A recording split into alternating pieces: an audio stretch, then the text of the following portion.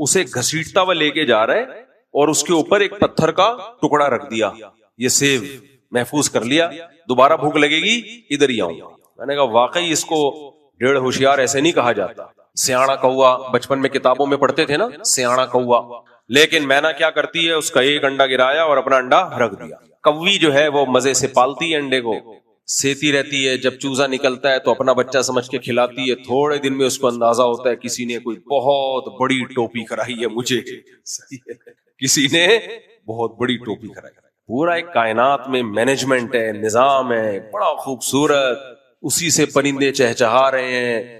آپ ان پرندوں کے گھونسلے بنانے کا طریقہ دیکھو یار, خدا کی قسم عقل اندھی نہ ہو گئی ہو, دل اندھے نہ ہو گئے ہو. تبھی قرآن کیا کہتا ہے, فَإِنَّهَا لَا تَعْمَى الْأَبْصَارُ وَلَكِنْ تَعْمَى الْقُلُوبُ الَّتِي فِي الصُّدُورِ. اللہ کہتے ہیں آنکھیں اندھی نہیں ہوتی, آنکھیں سب قدرت کے نمونے دیکھ رہی ہیں, وہ دل اندھے ہو جاتے ہیں جو سینوں میں چھپے ہوئے, انہیں بصیرت ختم ہو جاتی ہے, وہ دل اندھے ہو جاتے ہیں. چڑیا کو دیکھ لو کیسے گھونسلہ بناتی ہے, کیسے گھونسلہ بنا, کیسے تن کے. چڑیا جب بالغ ہوتی ہے اسے کس نے سکھایا کہ اب تیرے انڈے دینے کا ٹائم ہے, کس نے سکھایا اس کو, ہے بھائی؟ ابھی تک تو انڈے ہوئے نہیں, بچے ہوئے نہیں, اس کو کس نے سکھا دیا؟ وہ تن کے اٹھا کے گھونسلہ بنانا شروع. چڑا بھی یہی کام کرتا ہے چڑیا کے ساتھ مل کے, بڑا مضبوط فیملی سسٹم ہے, دونوں مل کے پالتے ہیں. کیسا خوبصورت گھونسلہ بناتے ہیں. جنگلوں میں دیکھیں کیسے خوبصورت گھونسلے, پرندے سخت تنوں کو کاٹتے ہیں, کتنی محنت کرتے ہیں, ایسے ٹھک ٹھک ٹھک کر کے ہتھوڑے کی طرح کھود رہے ہوں گے تنا, اور ایسا خوبصورت بنا دیتے ہیں. اور ڈیفنس سسٹم کتنا بہترین. ایسے پرندے ہیں جنگلوں میں, ایک گھونسلہ دکھانے کا ہوتا ہے اور ایک رہنے کا ہوتا ہے. اس کو کس نے سکھایا؟ ایوالو ہو کے کتنی چیزیں ایوولوشن کے کھاتے میں ڈالو گے, ارتقاء کے کھاتے میں ڈالو گے. شاعر نے کہا نا, کب تک چھپو گے پیڑوں کی آڑ میں, کبھی تو ملو گے لنڈا بازار میں. اپنی محبوبہ سے کہہ رہا ہے کہ مجھ سے چھپتی ہو, بھاگی پھرتی ہو, لنڈا بازار تو کبھی نہ کبھی آنا پڑے گا نا, وہاں سے کون بھاگ سکتا ہے. لنڈا بازار میں فائدہ یہ ہے کہ چیز آدھی سے بھی کم قیمت میں ملتی ہے, اور آپ طارق روڈ کا کہہ کے پبلک کو دکھا, کیا پتا چلتا ہے پبلک کو کہاں سے لیا ہے بھائی. پینٹ آپ نے پہنی ہوئی لنڈا بازار سے لے گئے, پبلک کو کیا پتا ڈیفینس سے خریدی ہے, کلفٹن سے خریدی ہے, طارق روڈ سے خریدی, تھوڑی پتا چلتا. میں نے ایک دفعہ طارق روڈ سے خرید لیا اچھا والا بیگ لیدر کا, لوگ کہنے لگے لنڈے کا مال ہے. میں نے کہا بھائی لنڈے کا ہی لے لیتے, اچھا تھا یار, اوریجنل لیدر تھا. لوگ مان ہی نہیں رہے. ہم نے کہا ٹھیک ہے بھائی تمہاری مرضی. تو کب تک چھپو گے پیڑوں کی آڑ میں, کبھی تو ملو گے لنڈا بازار میں. تو بھائی کب تک جان چھڑاؤ گے, خدا کا انکار کرو گے, نبی صلی اللہ علیہ وسلم کا انکار کرو گے, ایک ایک چیز کہیں تو پھنسو گے, آ کے کہیں تو پھنسو گے. اور ماننا پڑے گا یہ آٹومیٹیکلی خود بخود یہ سب کچھ نہیں ہو سکتا. تو یہاں انہوں نے کیا کیا ہے, مذہب کو سائنس کے مقابلے میں لا کے کھڑا کر دیا ہے کہ مذہب یہ کہتا ہے کہ ہم مٹی سے آدم کو بنایا, ان کی پسلی سے اما ہوا کو بنایا. سائنس یہ کہتی ہے کہ یہ سب ایوالو ہو کے بندر سے ہم وجود میں آئے ہیں. بھائی سائنس یہ نہیں کہتی ہے, یہ آپ کا دعویٰ ہے. سائنس نے ایک امکان پیش کیا ہے کہ میں بھی ہو سکتا ہے ایسے ہوا ہو سکنے کو تو لاکھوں احتمالات ہیں. کہتے ہیں ڈی این اے بندر کا انسان سے ملتا ہے, تو ڈی این اے کیلے اور انسان کا بھی ملتا ہے. میں نے اس پہ بھی سائنسدانوں سے تحقیق کی ہے, ڈی این اے ہے کیا بلا. انہوں نے کہا ڈی این اے سے قطعاً یہ پتہ نہیں چلتا کہ ان دونوں کا آپس میں, کیلے اور انسان کا آپس میں رشتہ ہے. ڈی این اے تو جو بھی کیمیائی اجزاء ہیں ان کی خاص قسم کی ترکیب کا نام ہے. ڈی این اے کی ڈیٹیل آپ سائنسدانوں سے جا کے پوچھیں, میں اس کو نہیں ایکسپلین, نہ میں کر سکتا ہوں, نہ میری یہ فیلڈ ہے. لیکن یہ جو ان کی علمی اصطلاحات ہے نا, ان سے قطعاً متاثر ہونے کی ضرورت نہیں ہے. آنکھ خدا کی قسم خود بخود نہیں بن سکتی, امپاسبل. کان نہیں بن سکتے, ایوالو ہو کے نہیں بن سکتے. تو یہاں سائنس مذہب کے مقابلے میں نہیں ہے, ایک امکان ہے. امکان, اس امکان کو پیغمبروں کے مقابلے میں لا کے کھڑا کر دیا. بھائی خدا خود بتا رہا ہے پیغمبروں کے ذریعے, اور ایک پیغمبر کی دعوت نہیں ہے. موسیٰ علیہ السلام, عیسیٰ علیہ السلام, ابراہیم علیہ السلام, تبھی یہودی, عیسائی, مسلم, یہ تینوں آسمانی مذاہب متفق ہیں کہ انسانیت کی ابتدا کہاں سے ہوئی؟ آدم سے, اور انہی کی پسلی سے اللہ نے پیدا کیا اما ہوا کو, اور آگے انہی دونوں کے ملاپ سے انسانوں سے بھر دیا اللہ تعالیٰ نے.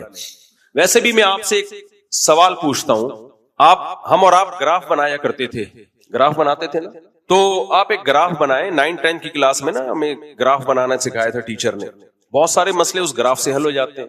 آپ ایک گراف بنائیں, ابھی دنیا کی آبادی تقریباً 6 ارب, کتنی ہے تقریباً 8 ارب ہو گئی. اصل میں جب سے وہ میری اسپیڈ بڑھ گئی ہے نا تو شاید 8 ارب ہو گئی ہے. اچھا چلو صحیح کہہ رہے ہیں 8 ارب. 8 ارب کو آپ 100 سال پہلے لے کے جائیں تو یہ کتنی ہوگی؟ 4 ارب فرض کر لو, مجھے نہیں پتا, آپ صحیح کیلکولیشن نہیں ہے لیکن فرض کر لو 4 ارب تھی. اور 100 سال پیچھے آپ جائیں 3 ارب ہو جائے گی فار ایگزامپل. اور 100 سال پیچھے آپ جائیں 2 ارب. 1000 سال پہلے 1400 سال پہلے آپ جائیں تو کہا یہ جاتا ہے, ایک لمسم اندازہ ہے, پوری دنیا کی آبادی 2.5-3 کروڑ تھی. کتنے سال پہلے؟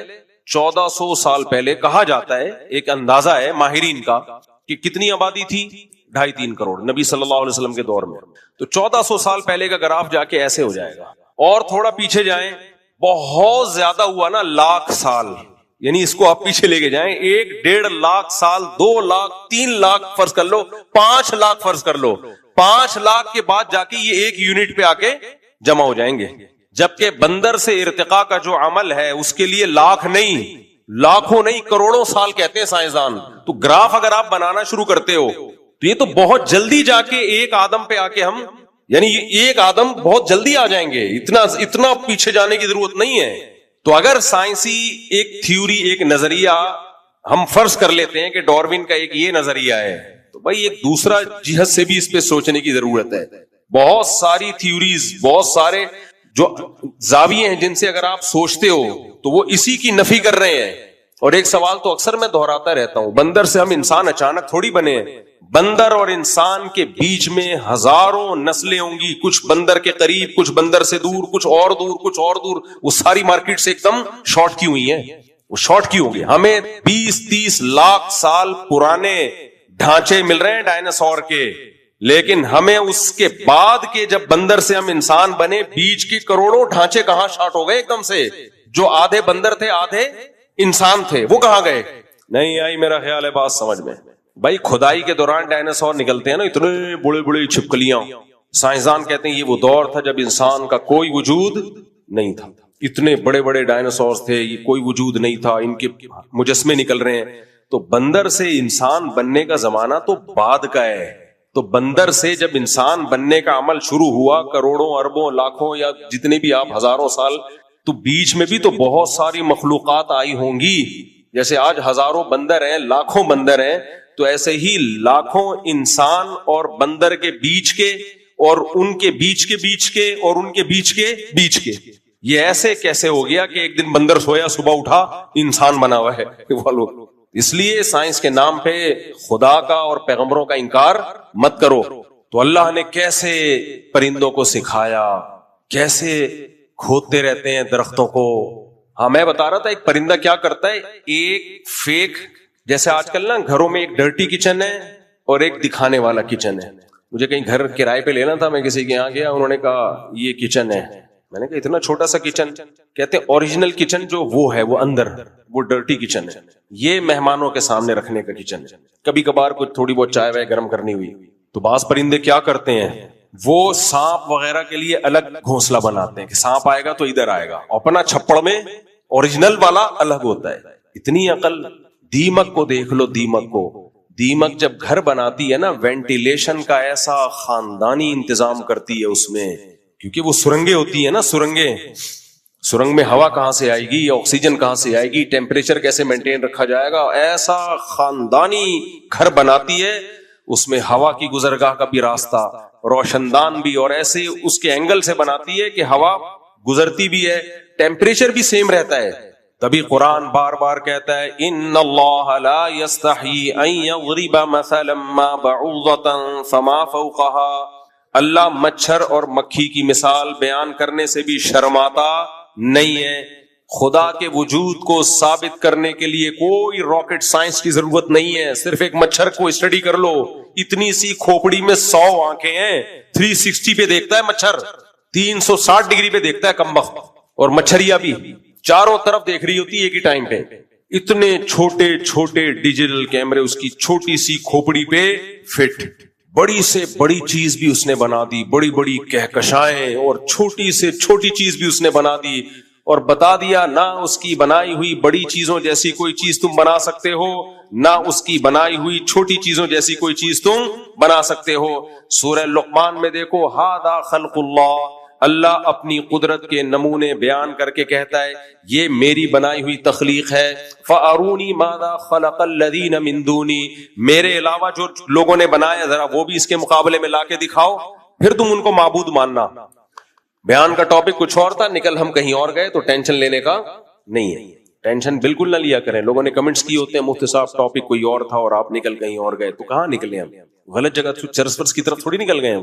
پشاور جب انسان جا رہا ہوتا ہے تو بیچ میں دائیں بائیں قیام طعام بھی ہوتا ہے، چائے پینے چلا جاتا ہے۔ اب کیا ہوا، جا پشاور رہتے چائے کے لیے نکل گئے، تو چائے پینے جا رہا ہے بھائی، کوئی چرس پینے تو نہیں جا رہا نا، تو بات تو غلط نہیں کر رہے نا۔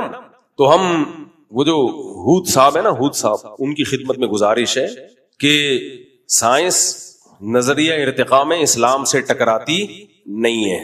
آپ نے خام خام ایک چیز جو ایک امکان تھا، اور ہر امکان کے پیچھے کچھ تانے بانے ملتے ہیں، کچھ چیزیں ہوتی ہیں تبھی تو وہ اس امکان کو امکان سمجھا جاتا ہے۔ تو ایسے تو کچھ نہ کچھ تو ہر جگہ مل جائے گا آپ کو، کچھ نہ کچھ قرائن ہر جگہ مل جاتے ہیں، اس کو دلیل تھوڑی کہا جاتا ہے۔ دیکھو مجھے ایک بات بتاؤ، آپ نے ٹرین کو ہاتھ لگایا چل پڑی، بعض دفعہ ایسے ہوتا ہے، ہمارے ہاں تو ایسا ہی ہوتا ہے، ٹرین کو ہاتھ لگایا چل پڑی، ہاتھ لگایا رک گئی۔ ابھی ایک امکان ہے کہ آپ کے ہاتھ لگانے سے چلی ہو، لیکن اتفاق بھی تو ہو سکتا ہے، اتفاق ہی ہے نا یہ بھائی۔ ٹرین کا ڈرائیور آپ کے ہاتھ لگانے کا انتظار تھوڑی کر رہا ہے، بعض دفعہ ایسے ہوتا ہے ہم ہاتھ لگاتے ہیں ٹرین چل پڑتی ہے، وہ ہمارے ہاتھ لگانے سے نہیں چلی ہوتی، وہ اتفاق سے اس کا چلنے کا ٹائم ہو گیا ہوتا ہے، اتفاق سے اس کا بریک لگانے کا ٹائم ہو گیا ہوتا ہے، دو اتفاق آپس میں مل گئے ہوتے ہیں۔ تو اس کو دلیل نہیں کہا جاتا کہ جی دلیل یہ ہے کہ جب میں نے ہاتھ لگایا تو اس وقت چلی تھی، ہاتھ لگایا اس وقت رک گئی، اس کو دلیل تھوڑی کہا جائے گا۔ ایسے ہی ڈارون کی تھیوری کو درست ثابت کرنے والے کچھ امکانات کی دنیا میں کچھ قرائن پیش کرتے ہیں کہ دیکھو جب ہم سرد علاقوں میں جا کے رہتے ہیں تو ہمارے جسم اس کے حساب سے اپنے آپ کو تبدیل کر لیتا ہے، تو اس کا مطلب جسم میں ماحول کے حساب سے چینجنگ آتی ہے۔ بھائی یہ چینجنگ تھوڑی بہت چینجنگ جو انسان کے مخلوق کے زندہ رہنے کے لیے ضروری ہے، یہ تو خدا کی قدرت کی ایک دلیل ہے۔ اتنی بڑی چینجنگ کہ آپ جناب پوری آنکھ اگائے، صحیح ہے نا، اس میں اتنے زبردست کیمرے فٹ ہو جائیں، ایسی خوبصورت ایڈجسٹمنٹ ہو جائے، اور فٹ بھی کھوپڑی میں ہی ہو، ادھر ادھر نہیں ہو رہی، جا کے کان ادھر فٹ ہو گئے، زبان ادھر فٹ ہو گئی، دل جگر دماغ گھٹنے 360 اور اس کے قریب قریب جوڑ، ان کی ایڈجسٹمنٹ، اور نر الگ مادہ الگ، اور دونوں کا ملاپ خواہش پوری کرنے کے لیے ہو رہا ہے، اور اس کے نتیجے میں بچہ پیدا ہو رہا ہے، اور جس دن پیدا ہو رہا ہے اسی دن ماں کی چھاتیوں میں دودھ آ رہا ہے۔ یہ نہیں ہو سکتا بھائی، اٹ ازنٹ پاسبل، یہ ممکن نہیں ہے جب تک کوئی مینیجر نہ ہو، کوئی خلاق خالق نہ ہو، کوئی کریٹر نہ ہو، کوئی نظام کائنات کو چلانے والا نہ ہو۔ اسی لیے اللہ نے خدا کے منکروں کے لیے جتنی سخت سزا رکھی ہے نا، اتنی کسی کے لیے نہیں رکھی ہے، کیونکہ دنیا میں ناشکرے کو کوئی بھی اچھا نہیں کہتا۔ ناشکر، سب سے بڑی ناشکری یہ کہ آپ بنانے والے کا انکار کر دو، جس نے بنایا ہے۔ تو اس لیے میں بیان یہاں سے لے کے چلا تھا، بھائی بنایا جس نے ہے وہ چاہتا ہے کہ تم کس کی غلامی اختیار کرو، بولو میری۔ اللہ کہتا ہے کس کی غلامی؟ میری۔ اب ہمارا جو پڑھا لکھا طبقہ ہے زیادہ تر، وہ کہتا ہے نہیں، ہم کسی کے غلام نہیں، ہم مذہبی پابندیوں سے آزاد۔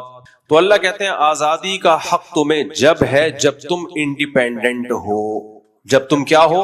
انڈیپینڈنٹ، تم اپنا کماتے ہو، اپنا کھاتے ہو۔ جیسے میں نوجوانوں کو کہتا ہوں اپنی مرضی کی شادی اس وقت کرو جب تمہاری اپنی جاب ہو، اپنا گھر ہو۔ جب ابا کے خرچے پہ شادی ہو رہی ہے تو شادی بھی پھر ابا کی مرضی سے ہوگی۔ ایسا نہیں ہو سکتا میرے بھائی کہ خرچہ ابا کا اور پسند تمہاری، یہ نہیں ہوتا۔ ہاں کوئی نوجوان کہ میں انڈیپینڈنٹ ہوں، اپنا کما رہا ہوں، میرے ابا شادی سے روک رہے ہیں، میں کہتا ہوں بھائی آپ انڈیپینڈنٹ ہو تو کر لو، آپ ابا کو روکنے کا حق نہیں ہے، آپ کما رہے ہو۔ تو میرے بھائی اگر ہم بھی انڈیپینڈنٹ ہو جائیں، اللہ سے آزاد ہو جائیں، تو پھر ہم اپنی مرضی کریں، لیکن ہم آزاد ہو نہیں سکتے۔ آپ کہہ سکتے ہو میں تو اپنا کماتا ہوں، اللہ تھوڑی مجھے دے رہا ہے، معاذ اللہ۔ یہ قارون نے کہا تھا کہ انما اوتیتہ علی علم عندی، میں نے جو کمایا ہے وہ میری عقل کی دوڑ ہے، مائنڈ، کھوپڑی ہے، میں نے کھوپڑی استعمال کی ہے۔ بھائی کھوپڑی تو نے استعمال کی ہے، سب سے پہلی بات یہ کھوپڑی تجھے جہیز میں ملی ہے، ससुराल ने दी है तुझे। खोपड़ी बनाई माँ के पेट में किसने? बोलो ना, अल्लाह ने बनाई। जो हाथ तूने इस्तेमाल किए कमाने के लिए, हाथ तुझे किसने दिए? अल्लाह ने दिए। पागल आदमी थोड़ी कुछ कमा सकता है, पागल बना के कमाया जा सकता है। खुद अगर आप पागल हैं फिर कुछ नहीं कमा सकते, बल्कि पागल बना के ज्यादा कमाया जा सकता है। पागल बना के कमाने का तरीका बताऊं? कि आपको खुद कमाना आता नहीं, आप यूट्यूब पे पैसा कमाने के तरीके बताना शुरू कर दो। देखो आप यूट्यूब पे आपकी आमदन कितनी होगी। दो तरीके तो बेहतरीन है पैसा कमाने के, आमिल बन जाओ, रूहानी इलाज शुरू कर दो, जिन चुड़ैल भूत भगाना शुरू कर दो। पता नहीं हमारे मजहबी लोग घूम फिर के, एक बड़ी अच्छी मजहबी जमात है, अच्छा भला काम कर रही थी यूनिवर्सिटियों में, कॉलेजेस में, मैं नाम लेना मुनासिब नहीं समझता, नौजवानों में बड़ा अच्छा काम था उनका। उन्होंने भी लोगों को जिन चुड़ैल भूत और जादू और मियाँ बीवी में जादू का ये इलाज, फलाने में जादू का ये, इस चक्कर में लगा दिया लोगों को। मैंने उनके बड़ों से कहा तो है कि यार आप किधर को निकल गए हो भाई, फलाने में जादू हुआ तो ये इलाज है। भाई कहाँ से, बस जादू हो गया, सूर्य फलक सूर्य नास पढ़ के दम करो। और इतना आसान नहीं है ये, अपनी गलतियों को जादू पे डाल देते हैं। मजहबी आदमी का जवाल शुरू होता है जादू टोने और ये इन सब चीजों में लोगों को डाल देता है वो। या तो एक तरफ हम इतने लिबरल बन जाते हैं कि खुदा ही का इनकार कर बैठते हैं, और जब मजहब की तरफ आते हैं तो ऐसी चीजों पे बिलीव करना शुरू कर देते हैं, तो लॉजिक की बात ही नहीं कर रहे होते, लोगों को तवहुम परस्ती में डालना शुरू कर देते हैं। मेरे एक बच्चे को कुछ दिन पहले पीलिया हो गया था, बच्चों को तो होता है पीलिया। मैंने बहुत समझाया भाई पीलिया है, छोटे बच्चे को धूप लगाओ, पीलिया उतरता है धूप में, सुबह की धूप लगाओ, शाम की धूप। पता नहीं कहां से ससुराल में किसी ने जाके वो दम वम किया, पीला तेल निकाल दिया। मेरा दिमाग खाया, मैंने कहा मैं अभी फजूल बातों को मैं नहीं मानता, पीला तेल निकाल दिया तो वो पीलिया इसमें आ गया है। ये नाटक किसी और के सामने, ससुराल से भी नहीं डरता, आप अंदाजा लगाओ। ससुराल को मैंने बोला मैं नहीं माऊ, गुस्से हो गए मेरे ससुराल वाले। कौन सा ससुराल था ये नहीं बताऊंगा, इतना भी बहादुर नहीं हो ना कि कौन सा ससुराल था ये बता। कह रहे देखो बच्ची ठीक हो गई ना। मैंने कहा भाई पीलिया तो अपना टाइम, छोटे बच्चों में तो पीलिया नॉर्मल है, यरकान नॉर्मल है, वो खुद अपना टाइम पूरा करके खत्म हो जाता है। तो मेरा बड़े जंग हुई है घर में, ये मेरे से यू कह रहे देखो ये तेल पीला पीला आ रहा है। अबे बस करो नाटक, किसी और को बेवकूफ बनाओ। अल्लाह का शुक्र है हम इन चीजों से बेवकूफ नहीं बनते। अंग्रेजों को भी पीलिया होता है, कैसे ठीक हो जाता है, अरबों को भी पीलिया होता है, कैसे ठीक हो जाता है। ये दो लौंडे बैठे हुए हैं वासे और एक इनका भाई है राफे, इनको बचपन में पीलिया हुआ, बहुत सख्त यरकान हो गया था। इनके अब्बा ने बहुत इलाज कराया, ठीक नहीं हो रहा था, तो रिश्तेदारों ने कहा ये झड़वाओगे नहीं तो ठीक नहीं होगा। इनके अब्बा का ईमान मजबूत है, हमारे दोस्त हैं पुराने, उन्होंने बोला यार जैसे अंग्रेजों का पीलिया ठीक हो जाता है, अरबों का पीलिया ठीक हो जाता है, हमारे बच्चों का भी ठीक हो जाएगा, नहीं झड़वाना। इतने रिश्तेदार ने ताने दिए, नहीं ये तो झड़वाना पड़ेगा, नहीं नहीं नहीं। ऐसा बेचारा बेजार आ गया मेरे पास आया, मैंने कहा इनकी ऐसी की तैसी, नहीं झड़वाएंगे। ठीक हो गया, लौंडे बैठे हुए हैं अभी, शादियां करके बैठे हुए हैं माशाल्लाह, बच्चे भी हो गए मेरे ख्याल एक के। तो छोड़ दो भाई, ये अजाब से निकलो। मजहब का ये तस्वुर जो हम पेश करते हैं ये मजहब नहीं है, ये आपकी अपनी एक तवहुम परस्ती है, आपकी अपनी एक बाप दादा की रसूमात है, इनका मजहब से कोई ताल्लुक नहीं है। छोड़ दो इनसे। मैं आपके सामने बैठा हुआ यार, अल्लाह के फजल से मुझे ये बात कहते हुए डर भी लगता है कि कोई बड़ाई ना हो जाए। जो कुछ है अल्लाह की रहमत है। 19 थे, अल्लाह के फजल से 19 पूरे हो गए हैं। मैंने कभी किसी बच्चे के गले में ताबीज नहीं डाला। बच्चों को बीमारियां भी आई, आयतल कुर्सी पढ़ के दम किया बस, और डॉक्टर से इलाज कराया, खत्म। क्या 19 बच्चों में बीमारियां नहीं आई होंगी? क्या ख्याल है भाई? और जब मैं निकाह कर रहा होता हूं तो क्या परेशानियां नहीं आई होंगी? क्या ख्याल है? कभी किसी आमिल के पास नहीं गया, किसी से तावीज नहीं लिया। एक दफा क्या हुआ, जब मैंने एक दफा शादी की, शादी तो वैसे कई दफा की है, लेकिन एक दफा जब मैंने शादी की तो घरेलू हालात बहुत खराब हो गए, और बड़ा वो जो होता है नेचुरल है। एक साहब आए, कहने लगे बहुत बड़े बुजुर्ग हैं, उनसे आपको मैं तावीज दिलवाता हूं, एकदम घर में सुकून हो जाएगा। मैंने कहा मस्जिद है, मुनासिब नहीं है, दफा हो यहां से। और खुद अपने साथ उसके क्या हुआ, शादी हुई और 1 महीने बाद तलाक हो गई उसकी। मैंने कहा तू अपने तावीज से अपने आप को तो ठीक कर नहीं सका। ये तो नेचुरल है भाई, जब शादी होगी तो बर्थडे होंगे, झगड़े होंगे। आपने शादी की है, जब शौकन आएगी तो पहली वाली को तो बेचारी को आपने ज़बा कर दिया ना, उसको तो चीखने भी नहीं दे रहे, उसको आप झगड़ने भी नहीं दे रहे, तो झगड़ेगी भाई, उसका हक बनता है। और आप टेंशन में भी जाओगे क्योंकि हम भी इंसान हैं, तो ये सब कुछ नेचुरल है। 100% दुरुस्त अगर किसी के घर में सब कुछ और चल रहा है तो ये नॉर्मल आदमी नहीं है। फिर इसका मतलब सब घरों में सब कुछ होता है, लड़ाई भी होती है, मोहब्बतें भी होती हैं, झगड़े भी होते हैं, सुलह भी होती है, सब नेचुरल है। ये क्या है? नेचुरल। अभी एक जानने वाले ने दूसरी शादी की, उसके جو پہلے سسر تھے انہوں نے ایسی واٹ لگائی ہے اس کی، روتے ہوئے میرے پاس آئے، یار میری تو ایسی کی تیسی کر دی میرے سسرال والوں نے، میں نے حلال کیا ہے حرام تو نہیں کیا۔ میں نے کہا نیچرل ہے۔ کیا نیچرل بھائی؟ یہ تو نیچرل ہی تو ہوگا۔ پھر 2 مہینے بعد آئے، ابے بھائی وہ تو ایسا کیا میں پوری ڈیٹیل بتاؤں، وہ سمجھ جائیں گے پھر میری بات ہو رہی ہے بھائی، انہوں نے تو یہ بھی دھمکی دے دی ہے اور FIR کٹا دی ہے۔ میں نے کہا نیچرل ہے۔ پھر 1 مہینے بعد آیا، اب تو یہ کر لیا، بچے چھین لیے۔ میں نے کہا نیچرل ہے۔ وہ غصے ہو گئے، کیا یار ہر چیز نیچرل ہے؟ ان کو غصہ آیا نا، میں نے کہا یہ بھی نیچرل ہے۔ یہ غصہ آنا بھی کیا ہے؟ نیچرل۔ جب ایسی نصیحتیں سنتا ہے تو بھی غصہ آتا ہے۔ پھر کہنے میں کیا کروں؟ میں نے کہا کچھ بھی نہیں کرو، جو کرنا تھا کر لیا ہے آپ نے، اب آپ نے کچھ نہیں کرنا، آپ نے جو کرنا تھا وہ کر لیا ہے، اب ان کی باری ہے۔ کہنے پھر اس کا ہوگا کیا؟ میرا کیا ہوگا کالیا؟ انہوں نے کہا، میں نے کہا تیرا یہ ہوگا سسرال تجھے تھکائے گا، ٹینشن دے گا، تھکا تھکا کے ایک دن خود تھک جائے گا، بس اور کچھ نہیں ہوگا۔ تو اب تیرا امتحان ہے، تو صبر کتنا کرتا ہے، بس تو نے آگے سے جواب نہیں دینا، رپلائی نہیں کرنا ہے، بس صبر۔ وہاں سے توپیں آئیں گی، میزائل آئیں گے اور فائرنگ ہوگی، تم نے کیا کرنا ہے؟ صبر، بس۔ اب تمہارے صبر کا امتحان ہے، تم نے تو جو کرنا تھا کر لیا، تو اب تم چپ کر کے بیٹھ جاؤ، آرام سے بھول جاؤ۔ جو صبر کرتا ہے وہ جیت جاتا ہے جنگ۔ 1 1.5 سال 2 سال، میں نے کہا کب تک؟ بالآخر آ جائیں گے انشاءاللہ، سیٹ ہو جائیں گے۔ زیادہ مسئلہ جب ہوتا ہے جب ادھر سے تڑی آئی، آپ نے بھی تڑی لگا دی ادھر سے، پھر خراب ہوگا۔ بولے کم بخت ہماری بیٹی پہ سوگن بھی لے کر آیا اور تڑیاں بھی لگا رہا ہے، تو بات ہی بھول گیا کیا چل رہی تھی۔ اچھا والا موضوع چل رہا ہوتا ہے، یہ شادی بیچ میں آ جاتی ہے۔ بہت ڈھیٹ آدمی ہوں میں، یہ ذہن میں رکھنا۔ ہاں، عاملوں کی بات ہو رہی تھی، عاملوں کو بھی نہیں چھوڑوں گا انشاءاللہ۔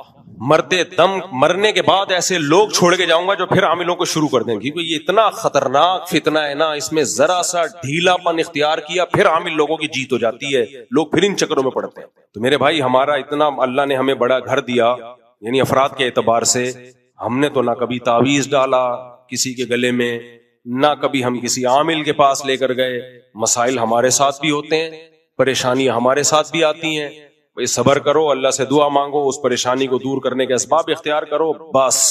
بہت لوگ آئے، میرے تو گھر سے تعویذ بھی نکلے ہیں، پھر بھی لفٹ نہیں کرایا، صحیح ہے، پرچی سمجھ کے پھینک دیا جائے، اب ہٹا۔ میں یہ کہہ رہا تھا، دیکھو ہمارا ماشاءاللہ ہندی میں کہتے اتنا بڑا پریوار، اللہ نظر بس سے بچائے، تو ہم نے تو بھائی کبھی تعویذ گنڈے نہیں۔ ایک صاحب مجھے کہنے لگے، عاملوں، میرے گھر والے کہتے ہیں عاملوں کے خلاف بولنا چھوڑ دیں، کوئی جادو نہ کر دیں۔ میں نے کہا کر دیں نا، ہم تو 15-20 سال سے بول رہے ہیں کرو نا یار، ہم تو انتظار کر رہے ہیں، کوئی جن چڑیل بھوت بھیجو، ہے ہی نہیں، ان تلوں میں تیل ہی نہیں ہے، یہ بیوقوف لوگوں کو بیوقوف بناتے ہیں۔ آپ کہہ سکتے ہو بڑے بڑے علماء ان کے پاس جاتے ہیں، بھائی یہ جس میں قوت انفعالی ہوتی ہے نا، جو ان کو کچھ سمجھتا ہے ان پہ اثر ہوتا ہے، جو نہیں سمجھتا اس پہ کچھ بھی نہیں ہوتا، اس کا عالم جاہل سے تعلق نہیں ہے۔ اگر آپ میں کانفیڈنس ہے، آپ ہندو ہو تو بھی اثر نہیں ہوگا، اور اگر آپ میں کانفیڈنس نہیں ہے، آپ تہجد گزار ہو تو بھی مار کھا جاؤ گے ان سے۔ کانفیڈنس ہونا چاہیے، کانفیڈنس بہت کچھ کروا دیتا ہے۔ ایک چوہے نے ہتھنی کو پیغام بھیجا تھا شادی کا، ہتھنی کو غصہ آیا کہ تو کمبخت اپنی ہائٹ دیکھ، کلر دیکھ، نیچ خاندان کے گھٹیا آدمی۔ چوہے نے بولا کانفیڈنس دیکھ، یہ سب چیزوں کو چھوڑ۔ تو کانفیڈنس کیا کیا کروا دیتا ہے، تو عامل تو شاہی کوئی نہیں۔ مرزا جہلمی کے حوالے سے آج کل ایک پوسٹ چل رہی ہے، رافیل تے شاہی کوئی نہیں، رافیل تے شاہی کوئی۔ تو میرے بھائی، مذہبی لوگ پھر ان چیزوں میں، بھائی مذہب کا تصور سیدھا سیدھا اخلاقیات ہے، زنا مت کرو، شراب مت پیو، اللہ کی مخلوق کے حقوق بھی ادا کرو، اللہ کے حقوق بھی ادا کرو، نماز قائم کرو۔ اللہ کے حق میں سب سے پہلے کیا ہے؟ نماز۔ اللہ کہتا ہے تم آزاد نہیں ہو، انڈیپینڈنٹ نہیں ہو، ہر چیز میں میرے محتاج۔ وَإِن تَعُدُّوا نِعْمَتَ اللَّهِ لَا تُحْصُوهَا، اللہ کی نعمتوں کو گننا شروع کر دو، قلم گھس کے ختم ہو جائیں، سیاہی دنیا کی ختم ہو جائے، اللہ کے جو تم پر اکیلے پر احسانات ہیں ان احسانات کی فہرست ختم نہیں ہوگی، تو پھر آزادی ہم پہ جچتی نہیں ہے۔ بچپن میں ماں کی نعمت دے دی، جو جس نے پالا، باپ کی نعمت دے دی جس نے سہارا دیا، خاندان دیا، دوست احباب دیے، پیسہ دیا۔ آپ کہہ سکتے ہو ہمارے پاس تو پیسہ ہے ہی نہیں، بھائی آپ اپنے آپ کو کمپیئر کر رہے ہو اپنے سے زیادہ مالداروں سے، ان سے کمپیئر کرنا چھوڑ دو، آپ اپنے سے کمتر لوگوں سے کمپیئر کرو تو بہت پیسہ دیا ہے۔ فٹ پاتھ پہ سونے والے لوگ بھی ہیں، آپ گھروں میں سو جاتے ہو، ایسے لوگ بھی ہیں 2 وقت کا، ایک وقت کا کھانا نہیں مل رہا، آپ کو 2 ٹائم پیٹ بھر کے کھاتے ہو، 3 ٹائم پیٹ بھر کے کھاتے ہو، ناشکری کی تو پھر کوئی انتہا ہے ہی نہیں۔ تو بھائی ہم اللہ کے غلام ہیں، اور ہم نے نظریاتی طور پر بھی اپنے آپ کو اللہ کا بندہ سمجھنا ہے، غلام سمجھنا ہے، اور عملی طور پر یہ ثابت کرنا ہے کہ اللہ ہم آزاد نہیں ہیں. تو اللہ نے ہمیں حکم دیا نماز قائم کرنے کا. سب سے زیادہ قرآن میں جس چیز کا، حدیث میں جس چیز کا حکم ہے کہ جو اپنے آپ کو اللہ کا بندہ اور غلام سمجھتے ہیں وہ نماز بولو قائم کرتے ہیں. نماز پہ کوئی کمپرومائز نہیں. سفر ہو، حضر ہو، بیماری ہو، صحت ہو، غربت ہو، دولت ہو، جیسے بھی حالات ہو. ان الصلاۃ کانت علی المؤمنین کتابا موقوتا. اللہ کہتے ہیں نماز مومنین پر مقررہ وقتوں میں فرض ہے. میدان جہاد میں نہیں چھوڑنے کی اجازت دی تو نرم گدوں میں چھوڑنے کی کہاں سے اجازت دے دے گا اللہ؟ ایکچولی نیند بہت آ رہی ہے، ایکچولی میں یوں ہے، ایکچولی ابھی تو آج کل تو سیزن چل رہا ہے، کسٹمر بہت ہیں ایکچولی وغیرہ، اور شاپنگ ہو رہی ہے. بھائی میدان جنگ سے بڑھ کر کوئی ٹینشن والا کام ہو سکتا ہے؟ ہاں نماز کا طریقہ آسان کر دیا اللہ نے. کہا میدان جنگ میں پیدل پڑھو، پیدل نہیں سواری پہ پڑھو، اشاروں سے پڑھو. اے اللہ اتنی ٹینشن بعد میں پڑھ لیں گے بھائی، ابھی جنگ کر لیتے ہیں، رات کو ساری نمازیں اکٹھی پڑھ لیں گے، گھوڑے پہ کیوں پڑھیں؟ اللہ کہتے ہیں نا نا نا رات کو ساری نمازیں اکٹھی نہیں. ان الصلاۃ کانت علی المؤمنین کتابا موقوتا. ہر نماز کا ایک ٹائم ہے جو حدیث جبریل سے ہمیں پتہ چلتا ہے. اسی آیت سے پتہ چلتا ہے کہ امام ابو حنیفہ کا موقف بہت مضبوط ہے کہ ہر نماز اپنے ٹائم پہ ادا کی جائے گی. یہ جو دو نمازیں اکٹھا کرنا ہے، ظہر کے وقت میں ہی اثر پڑھ لی یا اثر تک ظہر کو ڈیلے کر لیا، کسی واضح حدیث میں یہ ثابت نہیں ہے. اس بارے میں یا تو حدیث ضعیف ہے، اگر صحیح حدیث ہے تو صریح نہیں ہے، اس میں واضح مضمون نہیں ہے. ظہر کو اثر کے قریب لے کے جانا، اثر کو پہلے وقت میں پڑھنا، اس کو بھی حدیث میں جمع بین الصلاتین سے تعبیر کیا گیا ہے، خود صحیح حدیث سے ثابت ہے. کیا آپ نے ایک صحابیہ کو کہا ظہر کو آخر وقت میں پڑھو اور مغرب اثر کو اول وقت میں؟ بذالک تجمعین بین الصلاتین، اس طرح دو نمازیں اکٹھی پڑھ لو گی. باقی میں اس پہ ریفرنسز کے ساتھ انشاءاللہ ریکارڈنگ کرواؤں گا. اس کو خود نبی نے کہا یہ دو نمازیں اکٹھی، تو اکٹھی کا مطلب ہوگی ہر نماز اپنے ٹائم پہ. باقی لوگ حدیث صحیح مسلم کی حدیث پیش کرتے ہیں کہ نبی صلی اللہ علیہ وسلم نے دو نمازیں اکٹھی پڑھی، عشاء کے وقت میں آپ نے جمع کیا مغرب اور عشاء کو. تو اس حدیث کا یہ مطلب نہیں ہے کہ مغرب کو عشاء کے وقت میں پڑھا، اس کا مطلب دوسری حدیثوں کو ملا کے پتہ چلتا ہے مغرب کو آخری وقت میں پڑھا، اس کے فوراً بعد عشاء. تو جمع کا عمل جو کمپلیٹ ہوا ہے وہ عشاء کے ٹائم پہ ہوا ہے، وہ مغرب کے ٹائم پہ نہیں ہوا. سمجھ میں آ رہی ہے بات کہ نہیں آ رہی ہے؟ اور اتنی آزادی دے دی، شاپنگ کے لیے جا رہے ہو ظہر کے ساتھ اثر پڑھ لو، اکیڈمی میں آج بیان لمبا ہو گیا تو ظہر کے ساتھ اثر پڑھ لو. میدان جنگ میں اللہ کہہ رہے بھائی ڈیلے نہیں کر سکتے. بخاری کی حدیث ہے کہ لیس فی النوم تفرید، التفرید، سوتے میں نماز قضا ہو گئی گناہ نہیں ہے کیونکہ وہ آپ کے اختیار میں نہیں ہے. آپ نے فرمایا کوتاہی یہ ہے کہ نماز کو اپنے وقت سے مؤخر کیا جائے. تو سفر کے بارے میں یہ حدیث ہے کہ اگر سوتے میں نبی صلی اللہ علیہ وسلم کی ایک جگہ پڑاؤ ڈالا تو کسی کی بھی آنکھ نہیں کھلی، فجر کی نماز سب کی قضا ہو گئی. حضرت بلال کو کے ذمہ لگایا تھا اذان دے کے اٹھانا، تو حضرت بلال کہتے ہیں میری آنکھ لگ گئی. تو آپ نے فرمایا کہ سوتے میں اگر نماز قضا ہو جائے، سوتے کا مطلب یہ نہیں کہ خراٹے لے کے جان کر سو رہے ہیں آپ. بعض دفعہ ایسے ہوتا ہے کہ نہ الارم کا پتہ چلا یا الارم بجا ہی نہیں، وہ تو غیر اختیاری چیز ہے نا. تو سفر کے بارے میں تو آپ نے فرمایا کوتاہی یہ کہ نماز کو اپنے وقت سے مؤخر کیا جائے. اس پہ میں نے پورا رسالہ لکھ لیا ہے، صرف اس کو ڈیلیور کرنا باقی ہے. ہاں حج کے موقع پر، حج تو خلاف قیاس ہے، حج میں تو سارے کام ایسے کروائے جاتے ہیں جو عام روٹین سے ہٹ کے ہیں، وہ تو ہے ہی خلاف قیاس. اسی وجہ سے عبداللہ بن مسعود رضی اللہ تعالیٰ عنہ کی صحیح حدیث ہے کہ نبی نے کبھی بھی دو نمازیں اکٹھی نہیں پڑھی. اکٹھی کا مطلب قضا کر کے دوسرے وقت میں داخل کر کے، سوائے حج کے موقع پہ. تو آپ صرف ایک آنکھ سے اگر دلائل دیکھتے ہو تو پھر آپ کو نظر نہیں آئے گا. یہ لوگ کیا کرتے ہیں ایک چشمے سے دیکھتے ہیں جو اپنے مطلب کے دلائل، جو فریق مخالف کے دلائل ہیں اس کو یہ ایسے گنے بن کے پی جاتے ہیں. نماز سے بڑھ کر اسلام میں کچھ نہیں ہے بھائی. اور نماز میں اہمیت کس چیز کی ہے؟ پڑھنے کی نہیں ہے، وقت پہ پڑھنے کی ہے. یہ جو قرآن میں آتا ہے نا کہ والذین هم علی صلواتہم یحافظون، ایمان والے نمازوں کی حفاظت کرتے ہیں. عبداللہ بن مسعود اس کی تفسیر بیان کرتے ہیں، حفاظت کا مطلب اپنے وقت پہ پڑھتے ہیں. خالی پڑھنے کو تھوڑی حفاظت کرنا کہتے ہیں، وقت کے اندر. اور حدیث جبریل سے پتہ چلتا ہے ہر نماز کا ایک ٹائم ہے، ظہر کا الگ ہے، عصر کا الگ ہے، مغرب کا الگ ہے، عشاء کا الگ ہے، فجر کا الگ ہے. اور ویسے بھی ایک کامن سینس کی بات ہے، سفر میں 4 رکعتوں کی 2 کی اللہ نے، یہ اسی لیے تو تاکہ قضا نہ ہو. تو رخصت جب دی جاتی ہے کسی دوسری چیز کی حفاظت کے لیے دی جاتی ہے. جب بھی آپ کسی کو کوئی سہولت دیتے ہیں نا تو اس سہولت دینے کا مقصد ہوتا ہے اس کام کی حفاظت کی جائے. اس کی مثال ایسے ہے جیسے شریعت نے کہا آپ کھڑے ہو کے نہیں پڑھ سکتے نماز تو بیٹھ کے پڑھو.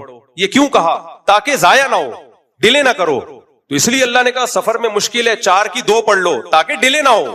باقی یہ حرف آخر نہیں ہے, اس پہ میرا پورا رسالہ ہے, لکھ چکا ہوں میں, صرف اس کو نیٹ پہ ڈالنا ہے اس کو, کیونکہ تحریر کا اسلوب کچھ اور ہوتا ہے اور بولنے کا اسلوب کچھ اور ہوتا ہے. ایسا مذاق اڑاتے ہیں لوگ, ابے یہ حنفی کیا, یہ تو سنت کے دشمن ہیں, یہ تو سنت کے. ایک صاحب کا میں نے آڈیو دیکھی, کہتا ہے میں حنفی تھا, اب تو میں ظہر کے ساتھ اثر پڑھتا ہوں اور مغرب کے ساتھ عشاء کے وقت میں عشاء پڑھتا ہوں, اور یہ حنفی لوگوں کو کیا پتا سنت کا. تو کبھی خوشبو لگا کے آ, تجھے بتائیں گے ہمیں کتنا سنت کا پتا ہے. جاہل لوگ. اگر کوئی اختلافی مسئلہ ہے تو اعتدال سے بھی بیان کیا جا سکتا ہے. یہ لوگ جب تک طنز نہیں کرتے نا ان کو سکون نہیں ملتا, اور متکبر کو اللہ دنیا میں ذلیل کرتا ہے. امام شافعی رحمہ اللہ اس کے قائل ہیں 2 نمازیں اکٹھی پڑھی جائیں مگر طنز نہیں کرتے. وہ شافعی بھی اس کے قائل ہیں مگر طنز نہیں کرتے. مگر یہ لوگ کیا کرتے ہیں, ایک حدیث ان کے سامنے آ گئی تو سمجھتے ہیں کہ اب ہم مجتہد اعظم بن گئے, مفتی اعظم بن گئے, سب پہ طنز کرتے ہیں. میرے جب 3 وتر والا کلپ گیا ہے نا مارکیٹ میں, وہ جو وتر پہ نہیں میں نے ریکارڈ کروایا تھا, وہ جو ایک آیا تھا اوہ آج تک ہم وتر غلط پڑھتے رہے, اس کا جب جواب میں نے ریکارڈ کروا کے ڈالا ہے, کتنے لوگوں کے فون آئے, مفتی صاحب ایسا ہمارے محلے میں کچھ فتنہ پرستوں نے ہمیں طنز کر کے رکھا ہوا تھا, تم حدیث کے مخالف, تمہیں کیا پتا قرآن و سنت کا, ایسا ذلیل کر کے رکھا ہوا تھا. کہہ رہے اللہ کا شکر ہے اب نظر نہیں ملاتے, ایسے گھننے بن کے سائٹ سے گزر جاتے ہیں. تو آپ کی ایک رائے ہے, آپ 100 دفعہ رکھو, اختلافی مسئلہ ہے, لیکن یہ طنز, دوسرے کو نیچا دکھانا, دوسرے کو کہنا اندھی تقلید کرتے ہو, علم کہاں ہے ان لوگوں کے پاس, یہ تکبر ہے. اور متکبر کو اللہ دنیا میں ذلیل کرتا ہے. اس میں ہمارا موقف بہت مضبوط ہے, سفر ہو یا حضر ہو. حج کے علاوہ 2 نمازیں آپ اکٹھی اس طرح سے تو پڑھ سکتے ہو, ظہر کو ڈیلے کرو آخری وقت میں, عصر کو اول وقت میں, اس طرح حدیث سے ثابت ہے, انشاءاللہ ریکارڈ کرواؤں گا میں. باقی اس طرح کے ظہر کو ڈیلے کر کے عصر کے ٹائم میں داخل کر دو. ہمارا دعویٰ یہ کہ اس بارے میں اگر حدیث ہے تو صحیح نہیں ہے, صحیح ہے تو صریح نہیں ہے, واضح نہیں ہے. جیسے صحیح مسلم کی حدیث ہے نا, عشاء کے وقت میں آپ نے جمع کیا, تو یہ صحیح حدیث تو ہے, صریح تھوڑی ہے. جمع کرنے کا مطلب یہ تھوڑی کہ مغرب کو عشاء کے وقت میں پڑھا ہے. جمع کا عمل جو ہوا ہے کہ مغرب کو آخری وقت میں, اور جب عشاء پڑھی ہے عشاء کے وقت میں, تو جمع کا عمل کمپلیٹ کب ہوا ہے؟ وہ عشاء کے وقت میں ہوا ہے. خیر یہ الگ ٹاپک ہے. تو اللہ کی غلامی میں سب سے پہلے کیا ہے میرے بھائی؟ نماز. سب سے پہلا اللہ کے حقوق میں سوال کس کا ہوگا؟ نماز کا ہوگا. نماز کے بغیر اللہ اسلام کو مانتا نہیں سب سے پہلے. اور صحابہ سے یہ بات ثابت ہے کہ جو نماز سیدھی کر لے گا اس کے باقی اعمال بھی اللہ سیدھا کر دیں گے. سب سے پہلے تو فجر کی نماز ہے. فجر کو اس لیے کہا جاتا ہے جس نے فجر پڑھ لی باقی بھی پڑھ لے گا. تو نماز کو سب سے پہلے سیدھا کرنے کی ضرورت ہے. آج ہو کیا رہا ہے, بس یہ واقعہ سنا کے بیان ختم کرتا ہوں. گرمی بھی بہت ہو رہی ہے, لوگوں کا کانسیپٹ ہی خراب ہو گیا بھائی نماز کے بارے میں. میں نے کئی بار یہ واقعہ سنا ہے, پرانا ہو گیا, اب کسی کو نہیں پتا چلے گا کس کی بات ہو رہی ہے. خاتون نے کہا میرا بھائی کی ڈیتھ ہو گئی, مفتی صاحب بہت نیک تھا, بہت نیک تھا, بڑا اللہ والا تھا. میں نے کہا ماشاء اللہ ماشاء اللہ. میں نے کہا نماز پڑھتا تھا کہ نہیں؟ بس نماز نہیں پڑھتا تھا, وہ بس نماز نہیں پڑھتا تھا. ابے نماز نہیں پڑھتا تھا تو نیک کہاں سے ہو گیا؟ اللہ کا اتنا بڑا حق ادا نہیں کر رہا. یہ بات کوئی غیر مسلم کہے تو سمجھ میں آتی ہے, مسلمان کہے کہ بے نمازی تھا لیکن کیا تھا؟ نیک تھا. یہ ایسا ہی ہے جیسے کسی خاتون کے شوہر مر گئے, وہ بیچاری میت کی تعریف کر رہی ہے, ہائے میرے میاں اتنے اچھے تھے, اتنے اچھے تھے. بہن آج تک کسی عورت کو کبھی نظر بھر کے نہیں دیکھا, جب بھی دیکھا ٹکٹکی باندھ کے دیکھا ہوں.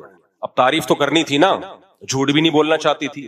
یعنی وہ بتانا چاہ رہی تھی میں جب بیٹھی ہوتی تھی تو کسی انٹی کو نہیں دیکھتے تھے, میرے خوف سے کنکھیوں سے دیکھتے تھے, بس وہ اتنے نیک تھے. تو بھائی نیک کہاں سے ہو گئے جو ٹکٹکی باندھ کے عورتوں کو جھانک رہا ہے؟ تو ایسے ہی بھائی بے نمازی نیک نہیں ہو سکتا, اللہ نہیں مانتا بے نماز. اسلام میں سب سے پہلے کیا ہے؟ نماز. اور حقوق العباد میں سب سے پہلے والدین, حقوق العباد میں سب سے پہلے باپ اور ماں, بس باقی سب اس کے بعد. آپ ماں باپ کے ساتھ اچھے نہیں ہو پھر اللہ نہیں مانے گا آپ کو اچھا. دوستوں کے ساتھ تو سبھی اچھے ہو جاتے ہیں بھائی. تو اللہ ہم میں عبدیت پیدا کرے, اللہ ہمیں یہ سمجھنے کی توفیق عطا فرمائے کہ ہم اس کے غلام ہیں, اور غلام بن کے رہے, یہی زیادہ اچھا ہے اس کے. اللہ عمل کی توفیق عطا فرمائے. وما علینا الا البلاغ. صاحب وہ سوال میرا یہ تھا کہ کرسیوں کے متعلق، جو کرسیوں پہ نماز پڑھی جاتی ہے، ذرا اس کے متعلق تھوڑا وضاحت سے بتا دیں کہ میں یہ کہنا چاہ رہا ہوں کہ یہ جتنے بھی کرسیوں پہ نماز پڑھتے ہیں، جو آج کل ہر مسجد کے اندر ایسا فیشن بن گیا ہے کہ بعض مساجد جو ہیں وہ سینما کا منظر پیش کرتی ہیں، دونوں طرف کرسی ہیں۔ اگر یہ کرسی پہ بیٹھنے والے کبھی اپنے گھر میں تو بیٹھتے ہوں گے نا نیچے، یا کسی کے گھر میں جا کے بیٹھتے ہوں گے، اگر ان میں سے جو زمین پہ بیٹھ سکتا ہے وہ اگر بیٹھ کے پڑھ لے تو بہتر ہے۔ ایک بات تو یہ، دوسری بات یہ ہے کہ اتنی بڑی بڑی کرسیاں ہیں اور بعض کرسیاں ایسی ہیں کہ ان کے اندر جو ہے نا وہ انگل بنے ہوئے ہیں اور اپنے پیر جو ہے نا وہ انگل پہ رکھ لیتے ہیں، تو زمین پہ پیر ہوتا ہی نہیں۔ تو آیا اگر کسی کا زمین پہ پیر نہیں ہوگا تو اس کی نماز ہوگی یا نہیں ہوگی؟ اور تیسری بات یہ ہے کہ یہ کرسیوں کے اندر بعض لوگ ایسا ہوتا ہے کہ قیام میں کھڑے ہو جاتے ہیں، قیام میں کھڑے ہو جاتے ہیں، تو اب یہ کھڑا ان کا اگر اکیلے پڑھنا ہے تو ٹھیک ہے کہ قیام میں کھڑے ہو جائیں، باقی عمل بیٹھ کے کر لیں، لیکن فرض نمازوں میں جو یہ کھڑے ہو جاتے ہیں یہ ذرا ایک تو عجیب سا لگتا ہے، اور اس کو وضاحت سے کر دیں کہ یہ صحیح کرتے ہیں یا نہیں کرتے ہیں۔ اب میں نے کل ایک جگہ فجر پڑھی تو میں نے دیکھا کہ امام کے پیچھے مؤذن اور مؤذن کے بالکل ساتھ ایک کرسی والے، تو وہ بھی کھڑے ہو گئے جب قیام تلاوت ہو رہی ہے، تو ایسا لگ رہا تھا کہ دو امام ہیں۔ تو اس کی ذرا وضاحت کر دیں کہ یہ ان کا کھڑا ہونا مناسب ہے؟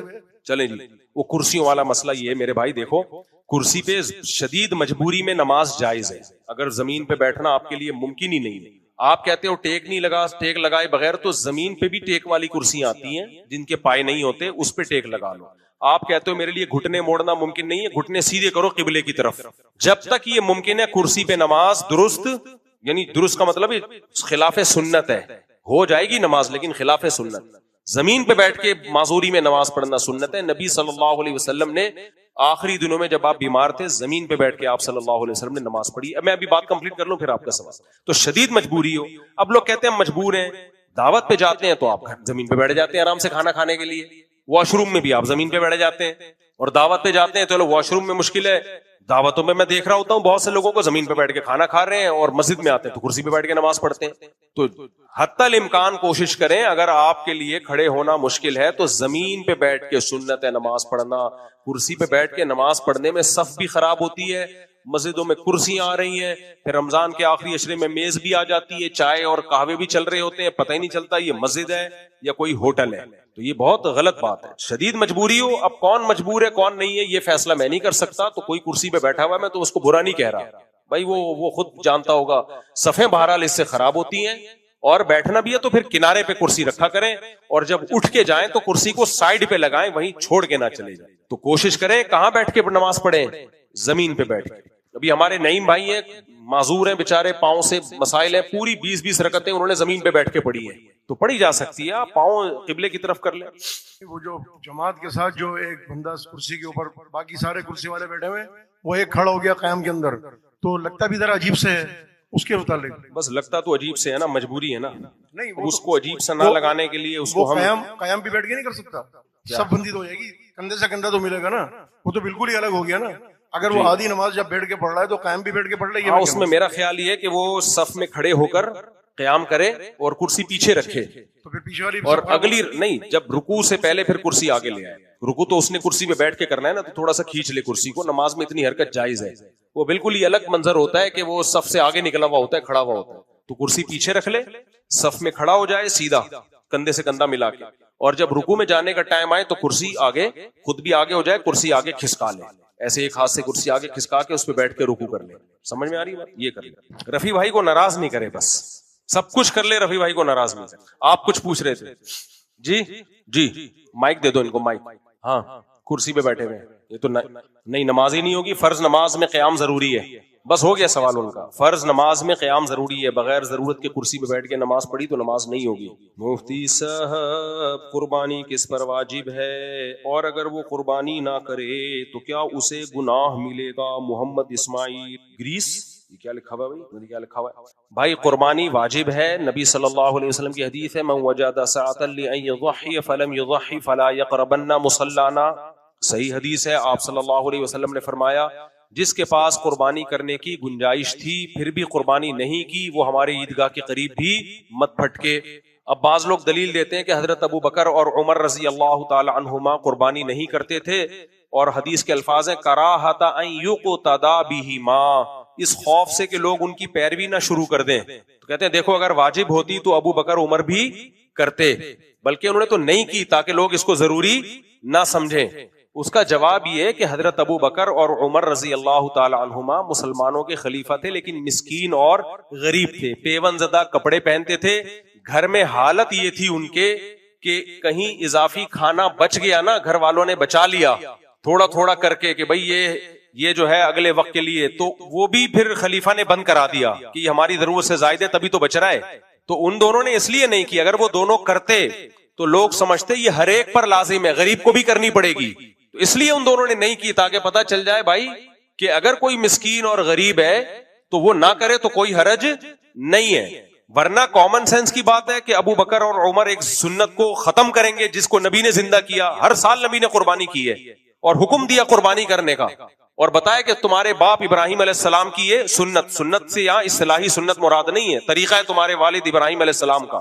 تو ابو بکر عمر کہیں گے کہ ہم نہیں کریں تاکہ لوگ کرنا نہ شروع کر دیں، تو یہ کامن سینس کی بات ہے، کیا یہ تو ہو ہی نہیں سکتا۔ انہوں نے اس لیے نہیں کی تاکہ غریبوں پر لوگ لازم نہ سمجھیں، امت حرج میں پڑے گی۔ باقی اسلاف میں اس میں اختلاف تھا، بعض اسلاف اس کے قائل تھے کہ واجب نہیں ہے اور سنت موقدہ ہے، سنت موقدہ بھی واجب کے قریب ہی ہوتی ہے، اور ہر گھر میں گھر کے سربراہ اگر کر دے تو سب کی طرف سے ہو جائے گی۔ تو بعض اسلاف کا، ایک منٹ میں بات کمپلیٹ کر لوں، تو بعض اسلاف کا یہ نظریہ ہے، تو ٹھیک ہے ان کا ہوگا نظریہ۔ ہم اس بارے میں امام حنیفہ جو بہت اسلاف کے امام تھے ان کو فالو کرتے ہیں، جن کو آدھی سے زیادہ امت نے فالو کیا، اور ان کی دلیل مضبوط ہے، صحیح حدیث ہے، جو قربانی کی استطاعت رکھتا ہے نہ کرے قربانی، وہ ہماری عیدگاہ میں نہ آئے۔ اس میں آپ نے گھر کے سربراہ مرد عورت کا کوئی فرق نہیں رکھا، تو اس لیے مضبوط رائے۔ اور عبادت میں ویسے بھی احتیاط کے پہلو کو ترجیح دی جاتی ہے، جب دونوں طرف دلائل ہوتے ہیں تو عبادت میں احتیاط والے پہلو کو ترجیح دی جاتی ہے۔ تو جو بھی مالدار ہے اس پر قربانی لازم ہے۔ مالداری کا مطلب کیا ہے؟ مالداری کا مطلب یہ ہے کہ 52.5 تولہ چاندی، جس کی آج کل قیمت کیا چل رہی ہے بھائی کسی کو پتا ہے؟ سن 2025 میں 1446 ہجری میں کیا چل رہا ہے مارکیٹ میں؟ 52.5 تولہ چاندی، جولائی ہے نا یہ، سوری مئی ہے یہ، مجھے نہیں پتا، نیٹ پہ سرچ کر لینا، 1.5-2 لاکھ روپے بنتے ہیں۔ جس کے پاس اتنے پیسے ہوں یا اتنی مالیت کی چاندی ہو یا کوئی پلاٹ جو استعمال میں نہ ہو، ضرورت سے زائد چیز جو کبھی پورے سال استعمال ہی نہیں ہوتی، تو وہ کیا کرے گا؟ سارے قرضے پہلے نکالے گا، اور اس مہینے کا راشن جو آئے گا، بچوں کی اسکول کی فیسیں، گیس بجلی کے بل سارے مائنس کر کے اگر اتنے پیسے بچ رہے ہیں تو پھر اس پر قربانی لازم ہے۔ اب آپ کے پاس 2 لاکھ پڑے ہوئے، لیکن ابھی گیس بجلی کا بل بھی جائے گا، راشن بھی آئے گا، تو راشن ہی 1 لاکھ کا آ جائے گا، تو بکرا کون لے کر آئے گا پھر؟ تو وہ سارے خرچے مائنس کر کے بھی اگر 52.5 تولہ چاندی کی قیمت بچ رہی ہے تو پھر آپ پر قربانی لازم ہے، ادروائز لازم نہیں ہے۔ اور ضروری نہیں ہے کہ آپ کوئی مہنگا جانور کرو، آپ کوئی حصہ لے لو، چھوٹی سی گائے میں جب اجتماعی قربانی کرتا تھا تو ایسی باریک باریک گائے بھی آتی تھی، لوگ کہتے تھے اس میں 7 حصے ہو بھی جائیں گے کیا؟ غریبوں کے لیے الگ پیکیج ہے ہمارے پاس، میں نے یہ کہتا تھا۔ اچھا چلو اس کو حذف کرا۔ وہ آپ کچھ پوچھ رہے تھے، ہو گیا سوال کا جواب آپ کا؟ جی ہاں بھائی مائک دے دو۔ جی اور دوسرا یہ کہ سورہ کوثر فصلی لربک وانحر، اس کا کیا مطلب؟ دیکھیں، آپ کا پہلا سوال یہ کہ قرآن میں قربانی کا ذکر کہاں ہے؟ قرآن میں اللہ نے حکم دیا من یطیع الرسول فقد اطاع اللہ، جو رسول کی اطاعت کرے گا اس نے اللہ ہی کی اطاعت کی۔ تو اس لیے قرآن میں واضح طور پر ہر بات کا حکم ضروری نہیں ہے، کچھ احکام نبی صلی اللہ علیہ وسلم کے ذریعے بھی۔ اب قرآن میں نماز کا طریقہ تو نہیں ہے، زکوٰۃ کس پر کتنی فرض ہوگی یہ بھی نہیں ہے، تو ہاں قربانی کے جانور کا ثواب کتنا ہے یہ قرآن میں ہے۔ اللہ نے فرمایا لن ینال اللہ لحومها ولا دماؤها ولکن ینالہ التقوی منکم، کہ جب تم اللہ کے نام پہ جانور ذبح کرتے ہو تو نہ ان کا خون اللہ تک پہنچتا ہے نہ ان کا گوشت پہنچتا ہے، تمہارا تقوی اللہ تک پہنچتا ہے۔ اور یہ جو فصلی لربک وانحر ہے انا اعطیناک الکوثر میں، اس میں بھی اللہ نے قربانی کا، نہر کہتے ہیں اونٹ کو نہر کرنا، تو اللہ نے نبی سے فرمایا کہ اے نبی ہم نے آپ کو کوثر عطا کی ہے۔ کوثر خیر کثیر کو بھی کہتے ہیں اور حوض کوثر کو بھی کہتے ہیں، دونوں مراد ہو سکتے ہیں۔ اور دوسرا آپ نے فرمایا کہ جب ہم نے آپ کو کوثر عطا کی ہے، آپ پر احسان کیا کہ آپ کا دشمن وہ ابتر ہے، اس کی نسل ختم ہو جائے گی، آپ کی نسل ختم نہیں ہوگی۔ اب شکرانے کے طور پر آپ نے جانی عبادت بھی کرنی ہے اور مالی عبادت بھی کرنی ہے۔ عبادت میں 2 طرح سے ہوتی ہے، جان کھپانا اور ایک ہے مال کھپانا۔ تو قربانی مال کھپانا ہے، اس لیے ونہر نہر کا ذکر کیا، اور فصلی صلاۃ جو ہے وہ جان کھپانا ہے۔ تو یہ 2 عبادتوں کا ذکر کیا اللہ نے، قربانی کا اور نماز کا۔ مراد صرف 2 عبادتیں نہیں ہیں بلکہ ہر قسم کی جانی اور ہر قسم کی مالی عبادتیں مراد ہے سے. اچھا بھائی مفتی صاحب قربانی کس پر واجب ہے میں نے بتا دیا. میرے بھائی مفتی صاحب میری بیٹی چھوٹی ماں کی فیڈ لیتی ہے. میری بیٹی چھوٹی ماں کی فیڈ لیتی ہے. جو چھوٹی بیٹی ہے ماں چھوٹی نہیں ہے. رات کو بہت تنگ کرتی ہے. اگر اس کی ماں چشمہ ہی لگائے بغیر چشمہ بھول آیا ہے اللہ معاف فرمائے. شرم تو آتی ہے چشمہ لگاتے. رات کو بہت تنگ کرتی ہے. اگر اس کی ماں روزہ پلائے تو گناہ تو نہیں ہوگا. اس کی ماں حالت ناپاکی کی حالت میں دودھ پلائے. دودھ پلانا جائز ہے ناپاکی کی حالت میں بھی بھائی کوئی حرج نہیں. مجھے رشتہ مل گیا ہے مدرسے کی محتمم کے بیٹے ہیں اور میرے ماں باپ بھی راضی ہیں اور مجھے ایک لڑکی ہے وہ مجھے پسند ہے اور وہ لڑکی میرے اوپر عاشق بھی ہے. اب میں کیا کروں؟ دونوں ایک دوسرے پہ عاشق ہیں تو پھر شادی کریں. ابا اماں کو بتا دیں بھائی ابا چیک کر لیں گے کوئی فالٹ تو نہیں ہے کوئی اخلاقی لحاظ سے کوئی برائی تو نہیں ہے. مفتی صاحب ماشاء اللہ آپ کی مفتی طارق مسعود فاؤنڈیشن بن چکی ہے تو فاؤنڈیشن کے ذریعے کراچی میں شجر کاری اور اس کی اہمیت کے حوالے سے مہم چلائیں تاکہ شہر کی خوبصورتی بڑھے اور درجہ حرارت قابل برداشت رہے. اچھی چیز کی طرف آپ نے اشارہ کیا. مفتی طارق مسعود فاؤنڈیشن کے حوالے سے بہت سارے کام ہم نے سوچے ہوئے ہیں. اس میں ایک ہم یہ بھی ایڈ کریں گے درخت. لیکن مسئلہ یہ درخت لگانا آسان ہے اس کی حفاظت بہت مشکل ہے. درخت لگا دیں گے لوگوں کا پیسہ برباد ہو جائے گا. بکریاں کھا جائیں گی آ کے چرسی ہیروئن کی لکڑیاں بیچ دیں گے کاٹ کے ان کو. تو حفاظت کا جب تک کوئی مضبوط پیکج نہ ہو تو اس پہ ہم غور کرتے ہیں. لیکن آپ نے ایک اچھی چیز کی طرف اشارہ کیا. کراچی میں بے شمار درخت لگا دو بارشیں بھی بہت ہو جائیں گی ماحول بھی اچھا گرمی بھی ختم ہو جائے گی. ایک اچھی چیز کی طرف آپ نے ہماری رہنمائی کی ہے. اس پہ ہم آپ کا دل کی اتاہ گہرائیوں سے شکریہ ادا کریں. جامعہ دارالعلوم کراچی کے طالب علم ہیں حضرت مولانا مفتی اخلاق صاحب مدظلہم العالیہ کے ریفرنس سے آپ کے ساتھ ملاقات کرنے کی خواہش مند ہیں. جامعہ دارالعلوم ٹھیک کہاں ہیں آپ ہیں کہاں ہیں بھائی؟ مفتی صاحب نظر بد اور حاسدین سے بچنے کا کوئی طریقہ بتا دیں. نظر بد سے بچنے کا طریقہ ہے رات کو دعا پڑھ کے سویا کرو. اعوذ بکلمات اللہ تامہ آ جاؤ نا.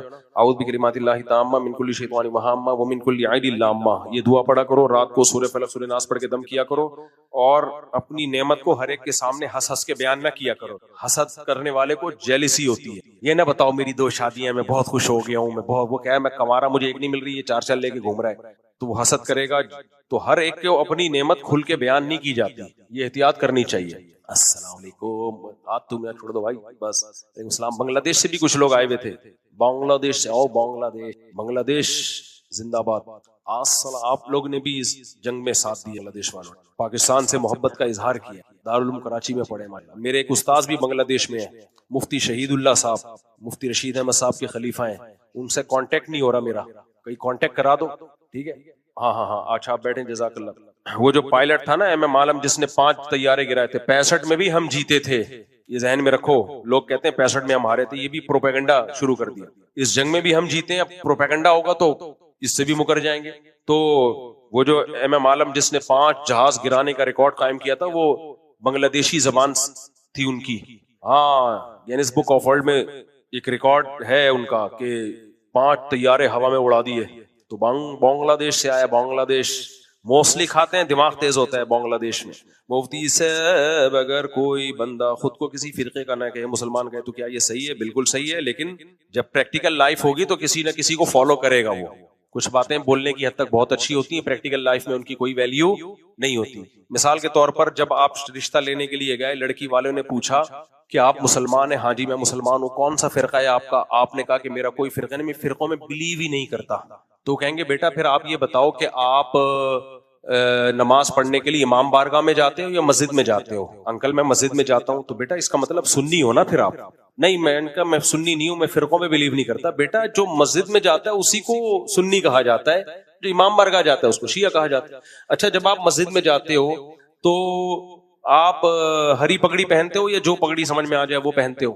میلاد مناتے ہو 12 ربیع الاول پہ لائٹیں لگاتے ہو یا نہیں لگاتے؟ انکل میں لائٹیں وائٹیں نہیں لگاتا اور میں یہ چیزیں نہیں کرتا. تو بیٹا اسی کو دیوبندی کہا جاتا ہے. نہیں انکل میرا کوئی فرقہ نہیں ہے. تو بیٹا تم نے اپنا بھی ٹائم ویسٹ کر رہے ہو ہمارا بھی ٹائم ویسٹ کر رہے ہو. ان شارٹ شروع میں کہہ دیتے میں دیوبندی ہوں تو ہم سمجھ جاتے کیا کیا کرتے ہو کیا کیا نہیں کرتے. تو کچھ باتیں کہنے میں بڑی دلچسپ ہوتی ہیں پریکٹیکل لائف میں وہ نہیں ہوتی. جیسے انجینئر علی مرزا صاحب بھی کہتے ہیں کہ میرا کوئی فرقہ نہیں ہے لیکن وہ کہتے ہیں میں اہل سنت والجماعت کے جو عقائد ہیں اور جو ان کا منہج ہے میں اس کو فالو کرتا ہوں. تو بھائی جو اہل سنت والجماعت کے عقائد اور ان کے منہج کو، اسی کو تو سنی کہا جاتا ہے، اسی کو تو سنی کہا جاتا ہے. تو یہ عجیب بات ہے. یہ ایسے جیسے نہ میں مرد ہوں نہ میں عورت ہوں. تو بھائی آپ مرد بھی نہیں ہو عورت بھی نہیں ہو تو کیا ہو پھر؟ آپ داڑھی ہے، ہاں جی میرے داڑھی ہے، آواز مردوں والی ہے، عورت کی طرف اٹریکشن ہے، تو اسی کو ہی تو مرد کہا جاتا ہے. تو ایسے ہی میرے بھائی یہ اسلام میں فرقہ واریت اچھی چیز نہیں ہے، لیکن فرقے مسلمانوں میں ہیں، یہ گراؤنڈ ریئلٹی ہے، اس کا آپ انکار نہیں کر سکتے. یہ کہہ سکتے ہیں کہ فرقے ہونے نہیں چاہیے، کاش نہ ہوتے، ہم سب ایک ہوتے تو بہت اچھا ہے، بہت اچھا ہوتا. کاش میری قسمت میں ہوتا، میں خریدتا ایک کھوتا، کبھی تو سوار ہوتا کبھی میں سوار ہوتا، لیکن پیسے نہیں ہے تو میں گدھا خرید نہیں سکتا. تو کاش یہ فرقے نہ ہوتے، سارے مسلمان ایک ہوتے، حج بھی سب کا، کعبہ بھی ایک، قرآن بھی ایک، نبی بھی ایک. تو کاش یہ فرقے نہ ہوتے. لیکن جب ایک ہے تو پھر آپ کو تحقیق کرنی ہے ان میں صحیح کون سا ہے اور غلط کون سا ہے. تو فالو تو کرنا ہے، باقی اس کی دم نہ لگاؤ اپنے نام کے ساتھ. جگہ جگہ میں دیوبندی، کیا ضرورت ہے بھائی اس سے؟ کیونکہ اس سے فرقہ واریت اور بڑھتی ہے. جہاں ضرورت ہو شدید وہاں آپ یہ لفظ استعمال کر لو، جہاں ضرورت نہیں ہے تو نارمل سب مسلمان ہیں بھائی، کیا ضرورت ہے ان ناموں میں کیا رکھا ہوا ہے؟ زیادہ فنٹر بنو گے ارشاد. جی حضرت عیسیٰ علیہ السلام کے بھی والد ہیں آدم علیہ السلام. حضرت عیسیٰ کے براہ راست والد کوئی نہیں تھے، اللہ نے اپنی قدرت سے حضرت مریم سے پیدا کیا، لیکن حضرت مریم کے والد تو تھے نا، اور ان کے والد ہوتے ہوتے آدم علیہ السلام تک یہ سلسلہ پہنچتا ہے نا. تو آدم علیہ السلام سب کے باپ ہیں. مفتی صاحب اگر کوئی بندہ خود کو کسی فرقے کا نام نہ دے، اچھی بات ہے، نام نہ دے. آپ مفتی صاحب قضائے عمری نمازیں کس طرح ادا کریں جب صحیح اندازہ نہیں کہ کتنے؟ تو اندازہ جب تمہیں نہیں ہے تو مجھے کہاں سے ہوگا، چھوڑی تم نے. اندازہ لگانا پڑے گا دماغ پہ زور دے کے. ٹینکر سے پانی بیچنا کیسا ہے؟ ساری دنیا بیچ بھی رہی ہے، خرید بھی رہی ہے، گورنمنٹ کو چاہیے نا روکے ان سب چیزوں سے. میری والدہ رشتہ دیکھ رہی ہیں میرے لیے، میں نے کہا کہ مہنگائی بہت ہے اور میں ذمہ دار بھی نہیں ہوں، کیا کروں؟ مت کریں شادی کسی کی لڑکی کا بھیڑا غرق کرو گے اگر تم ذمہ دار بھی نہیں ہو اور تمہارے پاس خرچہ بھی نہیں ہے. یا تو بہت غریب لڑکی دیکھو، بہت غریب، جس کا خرچہ تم اٹھا سکو. میرا ایک دوست ہے جس کے والد نے 2 شادیاں کی ہیں. پہلی بیوی سے ایک بیٹی تھی جو کہ اب فوت ہو چکی ہے، ان کے 2 بیٹے ہیں اور دوسری بیوی حیات ہیں جن سے ایک بیٹا ہے. میرا دوست کے والد کی زمینی وراثت تقسیم کا مسئلہ ہے. سوال یہ کہ وراثت کی تقسیم کس طرح ہوگی؟ ان کے والد کی زمینی وراثت، ابا کے انتقال کے بعد جو بچہ ابا کی زندگی میں فوت ہو گیا اس کی وراثت ختم ہو گئی. باقی 2 بیویاں ہیں تو 12.5% دونوں بیویوں میں ڈیوائیڈ ہو جائے گا. جو بچ جائے گا، ایک بیٹا اور 2 بیٹے ہیں تو 2 بیٹوں میں برابر تقسیم ہو جائے گا. مفتی صاحب میں ایک مولوی صاحب کا بیان سن رہا تھا، وہ بتا رہے تھے کہ حدیث کی کتب جو نبی کریم صلی اللہ علیہ وسلم سے صدیوں بعد لکھی گئی ہیں، ان میں کافی حدیثیں جو مجوسیوں نے خود سے بنائی ہیں اور وہ قرآن کے احکام کے خلاف ہیں. کیا یہ صحیح ہے؟ بکواس ہے، یہ بالکل فضول بات ہے. حدیث کی کتابیں بعد میں لکھی گئی ہیں، اس کا مطلب یہ نہیں کہ حدیث پہلے تھی نہیں. قرآن بھی تو بعد میں مرتب ہوا ہے. کیا مطلب قرآن پہلے تھا ہی نہیں؟ سب سے پہلے فقہ مرتب ہوا ہے. قرآن و حدیث سے مسائل مرتب کیے گئے ہیں، اسلامی قانون، حالانکہ حدیث کی کتابیں اس وقت مدون نہیں ہوئی تھیں. سب سے پہلے فقہ حنفی مرتب ہوا ہے، حالانکہ حدیث کی کتابیں اس وقت مرتب نہیں ہوئی تھی، لیکن حدیثیں تھیں تو فقہا نے ان قرآن اور حدیث کو سامنے رکھ کر فقہ مرتب کیا. فقہ مالکیہ، فقہ امام شافعی کے دور میں آ کے پھر حدیث کی تدوین کا کام بڑھ گیا تھا اور بڑے پیمانے پر ہونا شروع ہو گیا تھا. تو کسی چیز کا مدون ہونا بعد میں یہ ایک الگ چیز ہے، اس سے یہ ثابت تھوڑی ہوتا کہ پہلے یہ تھی نہیں. تو منکرین حدیث پر وہی الزام لگاتے ہیں جو بعض متشدد اہل حدیث فقہ پہ الزام لگاتے ہیں. کہتے ہیں یہ فقہ نبی کے دور میں تو تھا ہی نہیں، تو امام حنیفہ کے دور میں لکھا گیا ہے، اجمیوں کی سازش ہے، اجمیوں کا فقہ ہے، یہ اجمیوں کا فقہ کوفہ والوں نے لکھا ہے. یہ بھائی یہی الزام منکر حدیث پہ لگاتے ہیں کہ امام بخاری اجمی تھے، انہوں نے لکھا ہے. تو اسلام میں اس سے کوئی فرق نہیں پڑتا کہ اجمی لکھ رہا ہے یا عربی لکھ رہا ہے، لکھ کیا رہا ہے بھائی؟ پیغمبر کے حدیثوں سے ہی اخذ کر کے لکھ رہا ہے. تو امام بخاری اجمی تھے، جو انہوں نے لکھا وہ نبی کے اقوال اور پوری سندوں کے ساتھ، اور وہ سندیں نبی کے دور تک پہنچتی ہیں، نبی کے دور تک، تو اس لیے وہ بہت مستند اور اوتھینٹک ہیں. ہاں تدوین بعد میں ہوئی ہے، اس سے کوئی فرق نہیں پڑتا. ایسے تو قرآن بھی بعد میں حضرت عثمان کے دور میں اس ترتیب سے مدون ہوا ہے. کوئی کہے یہ تو عثمان کا لکھا ہوا قرآن ہے، ہم نہیں، اور اس کو کہتے بھی مصحف عثمانی ہے، اسی کے حضرت عثمان نے مرتب کیا ہے. یہ منکر حدیث بیچارے فارغ ہیں. میرا ایک مناظرہ ہے منکر حدیث کے خلاف، آڈیو مناظرہ ہے، وہ آپ سنیں، مزہ نہ آئے پیسے واپس. وہ بیچارہ سر دھن گیا تھا، اس کا پاگل ہو گیا تھا، وہ ٹکرے مارنے لگا تھا دائیں بائیں. تو وہ سن لیں تو ان کے سارے اشکالات ختم ہو جائیں گے انشاءاللہ. ارشاد. السلام علیکم. وعلیکم السلام. نظر تیز کرنے کے لیے کوئی دعا؟ کس کے لیے؟ نظر آنکھوں کی. آنکھوں کی نظر صحیح کرنے کے لیے. میں نے اللہ سنا تھا میری کوئی- نظر کو ٹھیک کر دے، بس یہ دعا ہے. بس چشمہ لگ گیا بہت مشکل ہے اتر جائے. 40 سال کے بعد قریب کی نظر ہر قیمت پہ کمزور ہوگی لازمی، یہ ذہن میں رکھو. 1.5-2 نمبر کا چشمہ لگے گا. تو اس لیے اب میں چشمہ لگواتے ہوئے جب قریب دیکھنا ہوتا ہے، میں ویسے بھی پڑھ سکتا ہوں الحمدللہ، لیکن چشمہ لگا کے پڑھ لو تو زیادہ اچھا نظر آتا ہے. تو یہ کسی کا باپ بھی نہیں روک سکتا. میں 50 کا ہوں بھائی، میں 50 کا ہوں، آدھی صدی گزار لی میں نے زندگی میں. ارشاد. کیا؟ ہاں تو بےچارے لگا لیں پیشنٹ. اب اس حالت میں کیا وہ نماز پڑھ سکتے ہیں؟ کچھ پیشنٹ اس حالت میں ہوتے ہیں کہ پیمپر لگانا ضروری ہے، تو بھائی نماز کے وقت میں وہ دو نمازیں اکٹھی پڑھیں نا. ظہر کو آخری وقت میں پڑھیں، صفائی ستھرائی کر کے ظہر پڑھی اور فوراً عصر کا وقت داخل ہوتا ہے عصر پڑھ لی، پھر پیمپر لگا لیا. پھر مغرب اور عشاء اسی طرح مغرب کو ڈیلے کیا، عشاء کے قریب صفائی ستھرائی کر کے مغرب پڑھی اور عشاء کا وقت داخل ہوتے عشاء پڑھ لی، پھر پیمپر لگا لیا. یہ بھی اگر ممکن نہیں ہے، اتنی گندگی مسلسل نکلتی چلی آ رہی ہے، تو پھر وہ معذور ہے. تو پھر وہ وضو کر کے نماز پڑھ لے، اللہ اس کی نماز قبول کر لے گا. ارشاد. جلدی. کچھ لوگ جو نماز پڑھتے ہیں نا تو امام صاحب جب کے لیے چلے جاتا ہے تو پیچھے سے بندہ دوڑ کے آ جاتا ہے، تو یہ دوڑنا لازمی دوڑنا ہے یا- ٹھیک نہیں ہے، دوڑنا ٹھیک نہیں ہے. حدیث میں منع کیا ہے نماز کے لیے دوڑنے سے. آرام سے جائے، رکوع مل جائے تو ٹھیک ہے، نہیں تو ایک رکعت بعد میں پڑھ لے بھائی. ارشاد. میں کچھ لوگوں کی پرچیاں بھی پڑھ لوں نا، بےچارے لکھ کے لائے ہیں. پہلے یہ پڑھ لوں کچھ پرچیاں. مفتی صاحب ایک مولوی صاحب کا بیان سننا تھا، اتار دے گاتی نہیں ہو گیا میرے بھائی، اس کا جواب ہو گیا جلیل. بہت سے لوگ کہتے ہیں کہ ہماری فوج مذہبی ہے اور دین سے محبت کرنے والی ہے، لیکن فوج میں اکثر لوگ داڑھی نہیں رکھتے. سنت کو ذبح کرنا کون سی دینداری ہے؟ ادارہ مذہبی ہے، ہر آدمی مذہبی نہیں ہے. فوج میں تو عیسائی بھی ہیں، یہودی بھی ہیں. یہودی تو نہیں مجھے پتا، عیسائی بھی ہیں، ہندو بھی ہیں. تو یہودی نہیں ہے، یہودی تو ویسے ہی پاکستان میں ہے ہی نہیں. تو اس کا مطلب یہ تھوڑی ہے کہ ادارہ مذہبی ہے. ادارے کا جو نعرہ ہے ایمان، تقوی اور جہاد فی سبیل اللہ، اللہ اکبر کے نعرے لگائے جاتے ہیں. اور ابھی تو آپ کا آرمی چیف ہے، وہ تو صبح و شام قرآن کی آیتیں پڑھ رہا ہے، اس کو تو انڈیا کہہ رہا ہے مولانا عاصم منیر. تو اور کیا چاہیے تمہیں بھائی؟ اب تم چاہ رہے ہو کہ 4 ریونڈ کے سارے بزرگ وہ آرمی میں چلے جائیں. تو ہاں کچھ سیکولر لوگ بھی ہیں آرمی میں، وہ انڈیویجول کوئی بھی کچھ بھی ہو سکتا ہے. لبرل لوگ ہیں، سیکولر لوگ ہیں، مذہب مخالف لوگ بھی، وہ ہر ادارے میں ہوتے ہیں، تو فوج میں بھی ہیں. لیکن فوج ایز اے فوج وہ سیکولر نہیں ہے، ایز اے ادارہ وہ سیکولر نہیں ہے. بہت سے لوگ کہتے ہیں ہو گیا میرے بھائی. باقی فوج میں بہت سارے کام کیے جا سکتے تھے، لیکن ہم لوگ ہمیشہ مخالفت پر بلیو کرتے ہیں. ہمیشہ ہماری پالیسی یہ رہی ہے کہ اداروں کے مخالفت میں آ کے کھڑے رہو، ان کو برا بلا کہہ کے عوام سے فیور لیتے رہو. اگر یہ پالیسی ہو نا کہ آپ ان کو حوصلہ افزائی کریں، ان کو فیور دیں، پھر جو غلط چیزیں ان میں وہ محبت سے آپ ان کی اصلاح کی کوشش کریں. یہ کام اگر ہم نے 50 سال سے کیا ہوتا تو آج بہت ساری تبدیلیاں ہو چکی ہوتی. ہماری پالیسی ہمیشہ یہ رہی ہے جو بھی حکومت میں آئے گا ہم نے مخالفت ہی کرنی ہے ممبر میں بیٹھ کے اس کی، اور پھر عوام کہتی ہے ماشاءاللہ حق پرستی. مفتی طارق مسعود صاحب نے حق پرستی کا ثبوت پیش کر دیا. ڈرتے ورتے نہیں ہے کسی سے. یہ ابے مخالفت کیا ڈرتے ہیں؟ کوئی گرفتار تھوڑی کرے گا مخالفت کر کے. تو جامعۃ الرشید کی جو پالیسی ہے نا وہ یہی ہے بھائی، مخالفت کی سمت مت جاؤ. آپ کی جو بھی حکومت میں ہے آپ اس کو عزت دو، اس کا احترام کرو.